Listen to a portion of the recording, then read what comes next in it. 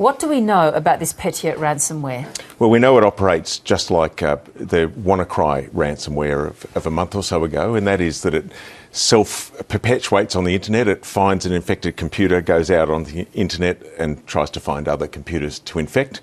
The best protection is to patch your operating system, your Windows operating system, so it's up to date, and make sure you back up your files. Has it hit Australia yet, as far as you know? Not to our knowledge, no reports. It would appear at the moment to be bouncing around Europe, but we don't know what happens, of course, when Australians wake up and start turning their computers on. The patch, of course, is what you do, given you've been hit. But what about paying the ransom of 300 Bitcoin that they're asking for?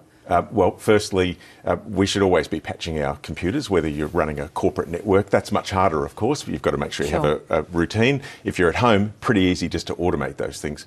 Our advice is you don't ever pay a criminal. You don't ever pay the ransom. There's no knowledge that they will actually unlock the system. The best defence against ransomware is making sure that you don't pay the criminals by not being infected. How worrying is it that we're seeing this attack taking out critical infrastructure, like worryingly the Chernobyl nuclear plant, which has been forced into a manual monitoring system now? Sure, it's a sign of the connected world that we're in.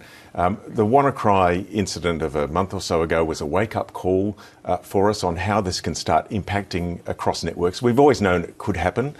This is another example of how connected we are and why we need that discipline in patching and backing up and making sure, of course, that we communicate effectively. So from a government point of view, our computer emergency response team will be reaching out to industry to make sure that we're giving the right message. It'll be the same message as last time. Yep.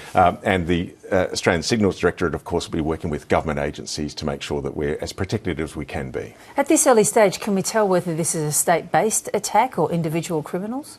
Attribution is always really hard online, and at the moment the best advice we can give is how to prevent it from spreading, and then of course we rake over the coals to try to work out who's behind it. Unfortunately, as I say, attribution's really tough. So there's nothing sort of telling, no kind of leading indicators from the initial focuses of an attack? Well, one of the interesting things about a self-replicating incident is it's going to impact everyone who's connected, potentially. Last time we only had about 18 or so small businesses that reported to the Australian Cybersecurity Centre that they'd been impacted. Now, to those small businesses, that matters, but it didn't impact us economy-wide, as we saw in some places like hospitals being shut down, or in this case, Chernobyl nuclear reactor being impacted. These are not good things, and the best thing we can do as a government, of course, is to make sure that we're communicating out, that we join industry and government together, which is what our cybersecurity strategy is trying to do, and make sure that we just increase the discipline and the cadence associated with things like patching.